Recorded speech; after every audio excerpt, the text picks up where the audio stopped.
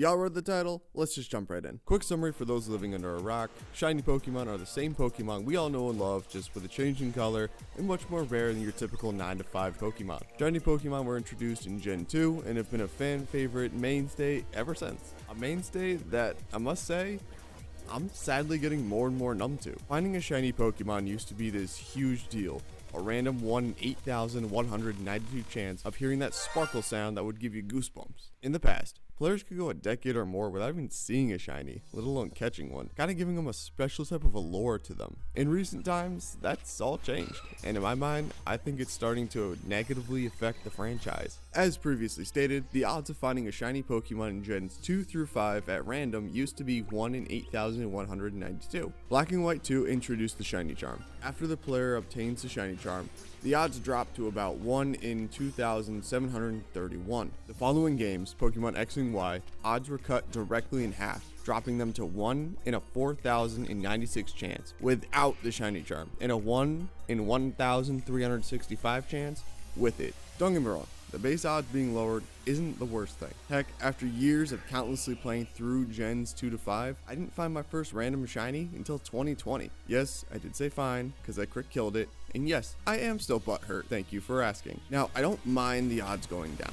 Finding a shiny is cool, fun, exciting, and it gives players another reason to keep coming back to the games. The problem that did stem from the odds going down, in my opinion, is all the modifiers the game have added over the years to make shiny Pokemon way too easy to find. The first shiny modifier to be intentionally introduced was the Masuda method in Generation 4 with the release of Diamond and Pearl, as an incentive for players to use the global trading system, aka the GTS. Junichi Masuda, writing in a blog post from 2007, rare colored Pokemon's eggs can be found a little easier. For those who don't know, if you take two Pokemon with different countries of origin and make them get a little nasty, the odds of the eggs containing a shiny Pokemon become 1 in 1,638. The Masuda method was given an even bigger boost with the introduction of the shiny charm in Gen 5. When combining the two modifiers, finding a shiny Pokemon gets even easier, becoming 1 in 1,024. Honestly, I think these two are the sweet spot. Keeps odds low enough for shinies to still be rare and elusive, but also high enough to make obtaining them an actual reality. However, Game Freak has officially added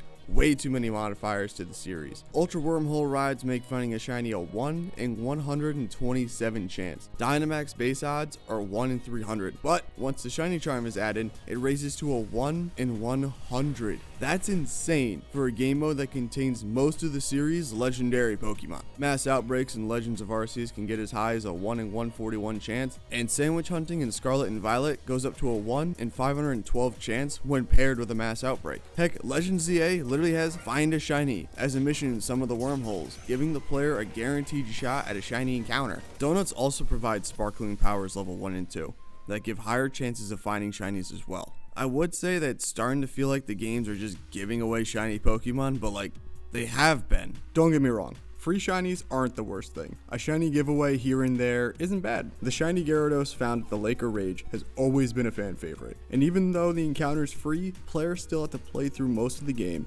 just to get a chance to catch it. Not to mention the fact that it is just a plot device to show the player the new hidden feature added to the game. It may not be a hard Pokemon to catch, but it still can be failed. Black and White 2 have the shiny Gible and Dratini given to them after beating Black Tower and White Tree Hollow respectfully. Black 2, White 2 also allow the player to catch a shiny Haxorus after the player has seen all Pokemon in the Unova Pokedex. Scarlet and Violet gave players a shiny Munchlax to those who could beat Ogre Ousting on the hardest difficulty. However, in Scarlet and Violet, you also get a free shiny Blitzel fairly easily just by interacting with the coaches. In the two Legends games, just give a side quest for a free Ponyta and Mareep. While I am happy to see Game Freak keep it pretty tame when it came to giving out shiny Pokemon over the years, I do see a pattern starting to form, with Arceus, Scarlet Violet, and ZA all giving out free shiny Pokemon back to back. Hopefully it's a trend that Game Freak is intending to break, and it won't go much further. Now, I would be lying if I said that Game Freak was the only party to blame. In fact, someone who needs to be blamed that I've yet to mention is you. That's right, you.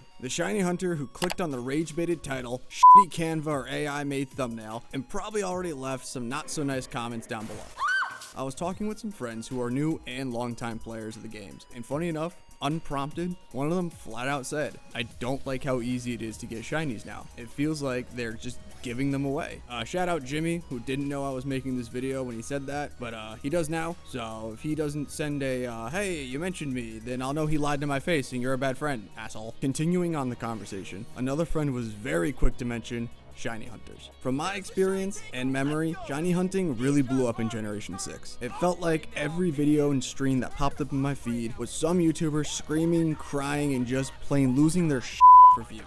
But Harry! No hate. Get your bag, respect the hustle. I also remember booting up X and Y and random players would request to trade with me. Being young and dumb, I would just accept. It would always be some jackass who didn't actually want to trade. They just wanted to show off the shiny Pokemon that they had collected, or more than likely just hacked in. The worst part about people like that would be if you fell for the trick and tried trading one of your Pokemon, you'd be soft locked into waiting for player to select Pokemon. And they just keep going, showing me shinies instead of taking a shower or getting a job, you losers. Game Freak may have loaded the theoretical shiny gun, but at the end of the day, it was players who repeatedly emptied the magazine and made these once cool, rare, almost mythical feeling Pokemon into common color swaps. Now, in my opinion, there are two easy ways to bring shiny Pokemon back to their former glory. Option 1, stop the crazy modifiers. If Game Freak wants to keep the odds as low as they are, then I honestly think the only modifiers that should be kept in the games would be Masuda Method and Shiny Charm. These modifiers alone make finding shiny Pokemon hard enough to make the players have to earn it, but also bring them down enough to not scare players away from trying. Option 2, and this would be my personal choice, bring back the original shiny odds. By lowering the odds back to 1 in 8,192, the modifiers that Game Freak keeps adding would be much less effective. I would actually prefer if they kept all the crazy new shiny hunting methods, because some of them can be really fun. I really like doing Dynamax adventures, especially with friends, and we still go back every once in a while to do some. Sandwiches and donuts still require the player to gather the proper materials to gain the ability to get better shiny odds, doing raids to gain more Herba Mystica, and Ultra Dimensions to gain better berries for donuts. Receiving a guaranteed shiny Pokemon every once in a while honestly is fine, but make it more like the shiny Pseudos in Gen 5 and Munchlax in Scarlet and Violet, where players have to actually earn the shiny they're getting. I don't hate shiny Pokemon. However, I can't help but miss the old feeling that would come from finding shiny Pokemon. And for those saying grow up or that this is a game for kids, sure, you're not wrong. I agree with you. But one thing I will say is that nostalgia is a powerful marketing tool that companies have been abusing for 80s and 90s kids. Most of us didn't grow out of our old hobbies and franchises because of the care and effort that was put into making these projects in the first place. Pokemon is the poster child for nostalgia farming, and honestly, I'm cool with it. But if the Pokemon company is gonna milk me for cash just to get that feeling of nostalgia, I kinda want the full feeling. So yeah, I'm a grown-ass adult talking about shiny Pokemon. But hey, just as y'all have the ability to shiny hunt for hours and hours on end, I get the right to bitch about it for hours and hours on end.